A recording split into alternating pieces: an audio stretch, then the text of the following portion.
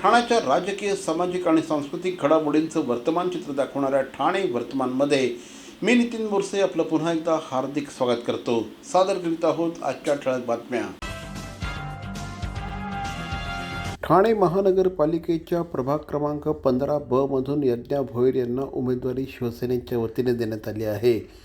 यज्ञा भोईर या computer engineer आहेत आणि यापूर्वी गृहिणी म्हणून कार्यरत होत्या। आता ठाणे महानगरपालिकेची निवडणूक लढत असताना नागरिकांनी आपल्याला खूप चांगलं प्रेम दिलं असल्याचं यज्ञा भोईर यांनी ठाणे वर्तमानशी बोलताना सांगितलं। या प्रभागामध्ये विद्यार्थ्यांसाठी, महिलांसाठी, त्याचप्रमाणे युवकांच्या रोजगारांसाठी काम करण्याची आपली इच्छा असल्याचं यावेळेस त्यांनी सांगितलं। बचत गटाच्या माध्यमातून महिलांना एकत्रित करून महिलांसाठी रोजगार निर्मिती करण्याचा प्रयत्न आपण करणार असल्याचं देखील यज्ञा भोईर यांनी सांगितलं। बचत गट म्हणजे 1 ते 10 ते 15 महिलांचं संघटन असतं। त्या संघटनामध्ये महिला बचत गटांना आपल्या गव्हर्नमेंटकडनं लोन उपलब्ध होतं आणि त्याच लोनच्या द्वारे त्या स्वतःच्या जीवावरती सक्षम बनू शकतात, इंडिपेंडेंट बनू शकतात आणि आपल्या महिलांना ते बळ देणं हे आपल्या हातात आहे। तरुणांसाठी रोजगाराभिमुख योजना राबवण्यासाठी श्री एकनाथ भोईर यांच्या मार्गदर्शनाखाली आपण काम करणार असल्याचं देखील यज्ञा भोईर यांनी ठाणे वर्तमानशी बोलताना सांगितलं। उपमुख्यमंत्री एकनाथ शिंदे यांच्या मार्गदर्शनाखाली या ठिकाणी झोपडपट्टी पुनर्विकास योजना अधिक प्रभावीपणे राबवणार असल्याचं देखील यज्ञा भोईर यांनी स्पष्ट केलं।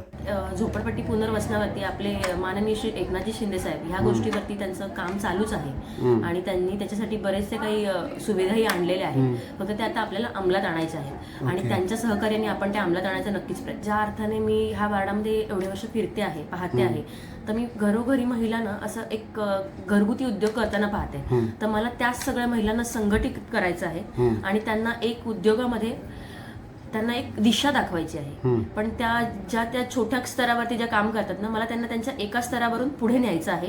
त्यांचा जो रोजगाराचा मार्ग आहे तो मला अजून मोठा करायचा आहे, हेच माझं स्वप्न आहे। असं संगणकाच्या बाबतीत असं म्हणून नाही म्हणता येणार, पण मी एक शिक्षित असल्यामुळे माझं असं म्हणणं आहे की मुलांना पहिले तर मी एक शिक्षण का जरुरी असतं याचं मार्गदर्शन करण्याचा प्रयत्न करेन आणि जे काही आपल्या भोईर साहेबांतर्फे आपल्याकडे आतापर्यंत 150 मुलांचं संगोपन शिक्षणाच्या बाबतीमध्ये होत आहे आणि पुढे मी सर्वाधिक प्रमाणात मुलांचं संगोपन करण्याचा प्रयत्न करेन। मी तर एवढंच म्हणेन, ही त्यांची एवढे वर्षाची मेहनत आहे, त्यांचं काम आहे जे की आज बोललंय 100%। कारण की हे विजय ठाणे महानगरपालिकेच्या प्रभाग क्रमांक 16 मधून श्री मनोज तुकाराम शिंदे, सौ मनप्रीत कौर, गुरमुख सिंग सयान आणि सौ शिल्पा वाघ आणि डॉक्टर दर्शना योगेश जानकर हे उमेदवार म्हणून शिवसेनेने दिले आहेत। या उमेदवारांची रविवारी एक पदयात्रा काढण्यात आली। कैलाशनगर शिवसेना शाखेजवळून ही पदयात्रा निघाली।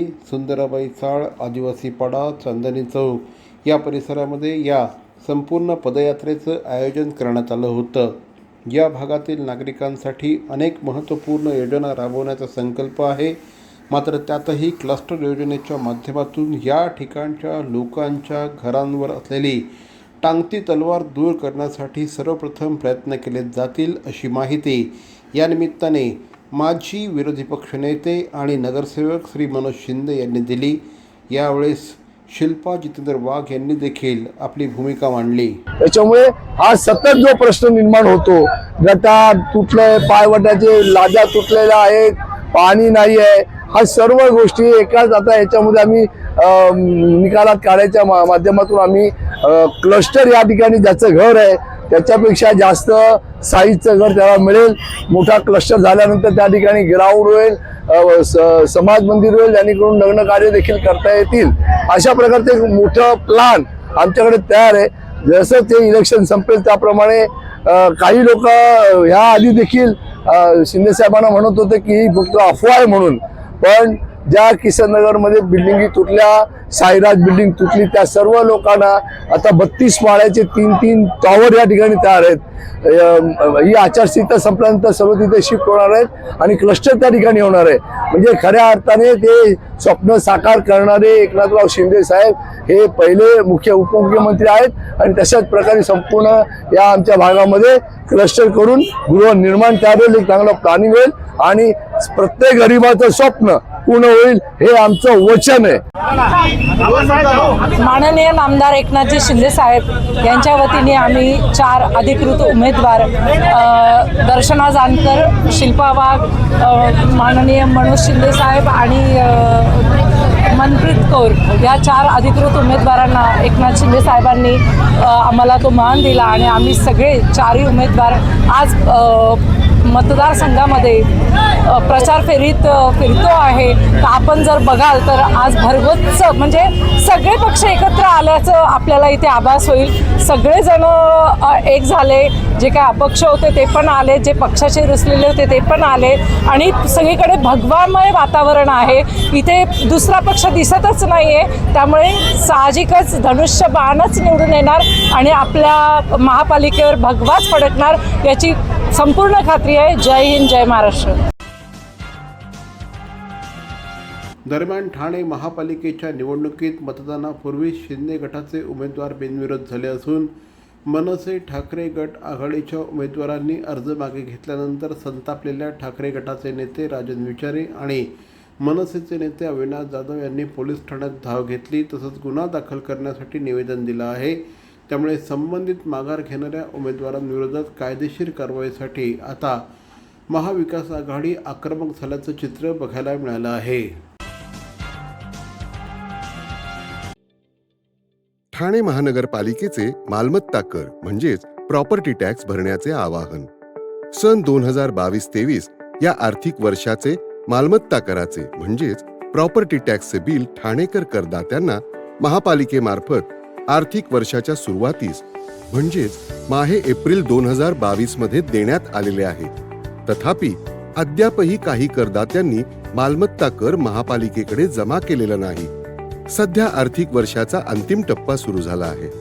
मालमत्ता कर वसुलीसाठी महापालिकेतर्फे कडक कारवाई हाती घेण्यात आली आहे. या अंतर्गत जंगम मालमत्ता, टीव्ही, फ्रीज, वाहन व इतर जप्त करणे तसेच स्थावर मालमत्ता वॉरंट बजावून जप्त करण्यात येत असून मालमत्तेचा जाहीर विक्रीद्वारे लिलाव करून कराची रक्कम वसूल करण्यात येत आहे. मालमत्तेस पाणी पुरवठा करण्यात येणारे नळ संयोजन खंडित करण्यात येत आहेत. त्याचप्रमाणे थकीत मालमत्ता करावर 2% व्याज आकारले जात असल्याने भरावयाची रक्कम वाढत आहे. आपला मालमत्ता कर propertytax.thanecity.gov.in या लिंकद्वारे तसंच गुगल पे, फोन पे, पेटीएम याद्वारे ऑनलाईन पद्धतीने करण्याची सुविधा उपलब्ध करून दिली आहे. शनिवार, रविवार व सार्वजनिक सुट्टीच्या दिवशी नागरिकांना मालमत्ता कर भरणे सोयीचे व्हावे याकरता महापालिकेचे मालमत्ता कर संलग्न कार्यालय या दिवशी कार्यान्वित ठेवण्यात आलेले आहे. तरी मालमत्ता कर वसुलीची अप्रिय कारवाई टाळण्याच्या दृष्टिकोनातून मालमत्ता कर भरून महापालिकेस सहकार्य करावे. धन्यवाद.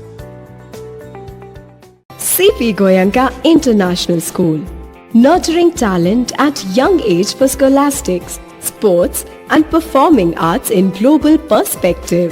Proud to have world toppers and country toppers in 10th standard Cambridge examinations. Ranked the best emerging school by the Times of India for personality over percentage. CP Goenka is the intelligent choice. अभिनय कट्टा, दिव्यांग कट्टा, त्याचप्रमाणे नौपाडा परिसरातील विविध सामाजिक कार्यामुळे घराघरात पोहोचलेल्या श्री किरण नागते यांनी फुगा हे चिन्ह घेऊन निवडणुकीला सामोरं जाण्याचं ठरवलं आहे. शिवसेनेचे कट्टर कार्यकर्ते असलेले श्री किरण नागते हे मतदारांसमोर कोविड कालावधीमध्ये केलेले विविध कामं घेऊन जात आहेत. श्री किरण नागते यांनी त्यांच्या कार्यालयाचं उद्घाटन ज्येष्ठ नागरिकांच्या हस्ते नुकतंच केलं. यावेळेस या भागातून आपला विजय निश्चित किरण नागते यांनी स्पष्ट केलं. विरोधक कोणी नाही माझे, मी तुम्हाला आजच सांगतो. कोणीतरी माझा विरोधक आहे म्हणून मी ही लढाई लढत नाहीये. मी कुणासाठी तरी लढतोय, कुणाच्या विरुद्ध मी लढत नाहीये. मी आजही महायुतीच्या प्रत्येक नेत्यांचा, कार्यकर्त्यांचा, पदाधिकाऱ्यांचा आदर करतोय. मला बरीच जण म्हणतात अरे तुमच्यावर अन्याय झाला. म्हटलं अन्याय बऱ्याच जणांवर झाले असतील. जी काय खदखद आहे, जो काही त्रास आहे तो माझ्याही पेक्षा जेव्हा माझ्या प्रभागातल्या प्रत्येक ज्येष्ठांना, महिलांना, माझ्या बहिणींना झालाय तर मी त्यांना हात जोडून सांगितलं की तुम्ही कुठेही तुमचा संताप व्यक्त करू नका, कुठली कमेंट करू नका. हवं तर एक काम करा की तुम्ही एक मत जे तुम्हाला वाटतंय ना ते देण्याची संधी स्वामींच्या कृपेने आपल्याला मिळाली आहे, तर ती तुम्ही व्यक्त करा. ओवळा माजिवडा विधानसभा मतदारसंघाचा कार्य अहवाल प्रकाशन सोहळा महाराष्ट्र राज्याचे परिवहन मंत्री श्री प्रताप सरनाईक यांच्या हस्ते आज संपन्न झाला. या निमित्ताने त्यांनी पत्रकारांशी संवाद देखील साधला. यावेळी श्री सरनाईक यांनी गेल्या 5 वर्षांच्या कालावधीमध्ये झालेल्या विविध कामांची जंत्रीच माध्यमांसमोर मांडली. ओवळा माजिवडा विधानसभा मतदारसंघामध्ये अनेक विकासाची कामं झाली आहेत. सर्व समाजांना एकत्रित घेऊन सर्व समाजांचा विकास होईल या दृष्टिकोनातून या ठिकाणी अनेक कामं झाली असल्याचं श्री सरनाईक यांनी सांगितलं. नागरिकांचे जीवनमान उंचवावं या दृष्टिकोनातून अनेक विकास प्रकल्प या ठिकाणी राबवण्यात आले आहेत. संपूर्ण ओवळा माजिवडा परिसरामध्ये रस्त्यांची कामं अतिशय उत्कृष्टपणे झालेली आहेत. त्याच पद्धतीने अनेक ठिकाणी फुटबॉल टर्फ उभारण्यात आले आहेत, अनेक ठिकाणी सायकल ट्रॅक उभारण्यात आले आहेत. त्याच पद्धतीने विद्यार्थ्यांसाठी, महिलांसाठी विविध प्रकारची विकास कामं या ठिकाणी तयार करण्यात आली आहेत. सर्व समाज घटकांना एकत्रित घेऊन पुढे जाण्याच्या दृष्टिकोनातून अनेक कामं सध्या मार्गी लागली असल्याचं देखील श्री सरनाईक यांनी यावेळेस पत्रकारांशी बोलताना सांगितलं. भाईंदर ते ठाणे उन्नत मार्ग असू द्या, मातोश्री मातोरे Indirabai Baburao Sarnaik super speciality cashless hospital असू द्या, वाघबीळ येथे उभारण्यात येणारं हिंदू हृदय सम्राट बाळासाहेब ठाकरे कला दालन, उपवन तलावाच्या सुशोभीकरणामध्ये बाकीच्या गोष्टी ज्या विकासाच्या दृष्टीनं आहे ते करत असताना विठ्ठलाची 51 फुटाची मूर्ती त्या ठिकाणी केली. भारतरत्न लता मंगेशकर संगीत गुरुकुलाचं काम आता पूर्णत्वावर आहे. टोगो व्हॅन महापालिकेच्या माध्यमातून आम्ही कार्यरत केलेले आहे. सिंधुताई सकपाळ प्रशिक्षण केंद्राचं लोकार्पण एकनाथ शिंदे साहेबांच्या हस्ते झालेलं आहे. साहित्यिक बाबूराव सरनाईक जिम्नॅस्टिक सेंटर उभं राहिलेलं आहे. 5 जलतरण तलावाचं लोकार्पण केलेलं आहे. यावेळी बोलताना श्री प्रताप सरनाईक यांनी जे उमेदवार बिनविरोध निवडून आले आहेत त्यांचं अभिनंदन देखील केलं. काही जण हे उपमुख्यमंत्री श्री एकनाथ शिंदे यांच्या निवासस्थानी जात असल्या यावेळेस ज्यांची बिनविरोध निवड झाली आहे त्यांचं देखील अभिनंदन श्री सरनाईक यांनी केलं. एक उमेदवार हा उपमुख्यमंत्री एकनाथ शिंदे यांच्या निवासस्थानी जात असल्याचा व्हिडिओ विरोधकांकडून प्रसारित करण्यात आला होता. यावर बोलताना श्री सरनाईक यांनी तो कदाचित त्याच्या वैयक्तिक कामासाठी गेला असेल अशा प्रकारची पुष्टी त्यांनी जोडली आहे. त्याचप्रमाणे महानगरपालिकेच्या या निवडणुकीमध्ये ओवळा माजिवडा विधानसभा मतदारसंघामध्ये महायुतीचे सगळे उमेदवार विजयी होतील आणि विरोधकांचं डिपॉझिट जप्त होईल असा विश्वास देखील त्यांनी यावेळेस बोलताना व्यक्त केला. एक गोष्ट आहे की ज्यांना पराभव समोर दिसत असेल ते ह्या अशा गोष्टींचा उपयोग आपल्या माध्यमातून करत असतात. न्यायालयात जाण्याची त्यांची भूमिका आहे. त्यांनी न्यायालयात जावं, न्यायालयात जो निर्णय देईल तो सर्वांना बंधनकारक असेल. परंतु एक गोष्ट त्यांनी विसरता कामा नये की आज राज्याचे उपमुख्यमंत्री म्हणून एकनाथ शिंदे साहेब हे काम करतायत. आता तुम्ही ज्यांच्याबरोबर बसता ते जितेंद्र आव्हाड, तुम्ही स्वतः, राजन विचारे किंवा अन्य लोक काही एकनाथ शिंदे साहेबांच्या घरी आतापर्यंत कधी गेले नाही का? त्यांचे CCTV फुटेज तुम्ही काढलेले नाही. लोक काही ना काही कामासाठी त्यांच्या घरी जात असतात. 24 तास त्यांच्या घराचे दरवाजे उघडे असतात. आता कोणी जर कामाला जात असेल, तो उमेदवार जरी असेल तरी वैयक्तिक त्याचं काही काम असू शकतं किंवा शिंदे साहेबांना त्यांनी असंही सांगितलं कदाचित असेल की बाबा मला जबरदस्ती बोलवून अविनाश जाधवांनी किंवा ज्या पक्षाचा उमेदवारी अर्ज मी दाखल करतात त्यांनी मला जबरदस्ती उमेदवारी अर्ज दाखल करायला सांगितलं. या तक्रारी घेऊन ठाणेचे प्रमुख म्हणून किंवा ठाणे महापालिकेमध्ये गेली अनेक वर्ष सत्ता स्थापन करत असताना एकनाथ शिंदे साहेबांनी स्वतःचं वलय आणि वर्चस्व निर्माण केलेलं आहे आणि त्याचा आधार घेऊन अनेक लोकांना त्यांनी न्याय दिलेला आहे. तुमच्या उमेदवारांना जर गरज असेल आणि त्यांच्या घरी जाऊन ते जर लाईनीत उभे राहून जर न्याय मागत असतील तर शिंदे साहेब त्यांना निश्चितपणे देईल. त्याचा एवढा व्हिडिओ वगैरे दाखवून तुम्ही काही मोठं काहीतरी दाखवताय असं करण्याचा काही प्रयत्न करू नये. महाविकास आघाडीच्या पत्रकार परिषदेत माजी खासदार राजन विचारे आणि श्री अविनाश जाधव यांनी एक व्हिडिओ दाखवला होता. या व्हिडिओमध्ये विक्रांत घाग हे पोलिसांसोबत एकनाथ शिंदे यांच्या निवासस्थानी जात असल्याचा दावा करण्यात आला होता. मात्र या संदर्भात श्री विक्रांत घाग यांनी आपण स्वतःहून तिथे गेलो होतो, त्या ठिकाणी आपण एंट्री करून आतमध्ये गेलो होतो, आपल्यावर कुठल्याही प्रकारचा दबाव नव्हता असं देखील श्री विक्रांत घाग यांनी पत्रकारांशी बोलताना सांगितलं आहे. मला जी उमेदवारी मिळाली ती चुकीच्या विभागात नाही मिळाली, त्यामुळे आपण उमेदवारी मागे घेण्याचा निर्णय घेतल्याचं विक्रांत घाग यांनी सांगितलं आहे. हे सगळे आरोप बिनबुडाचे आहेत.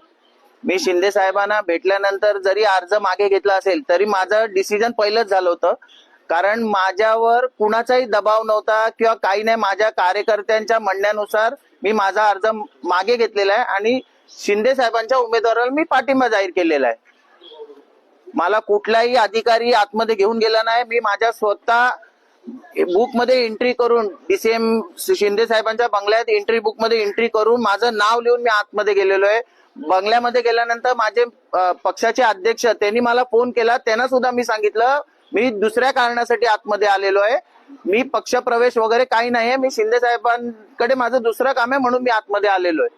जर माझ्या मनात काय जर काळं असतं तर मी बोललो असतो की मी लपून जातो किंवा मी मागून जातो किंवा काळ्या काचेतनं जातो. मी सरळ चालत गेलेलो आहे. तर मंडळी, या होत्या आजच्या ठळक बातम्या. ठाणे वर्तमानमधून आम्ही ठाण्याच्या राजकीय, सामाजिक आणि सांस्कृतिक घडामोडींचं वर्तमान चित्र दाखवायचा प्रयत्न करतोय. अर्थातच आपल्या सहकार्याची गरज आहे, तेव्हा आपल्या समस्या आम्हाला जरूर कळवा. आमचा पत्ता ठाणे वर्तमान, शॉप नंबर 16, खाटन रोड, ठाणे पश्चिम. दूरध्वनी क्रमांक 9820939420. तर मग पुन्हा भेटू उद्या याच वेळी याच ठिकाणी ठाणे वर्तमानमध्ये. तोपर्यंत धन्यवाद. जय हिंद, जय महाराष्ट्र.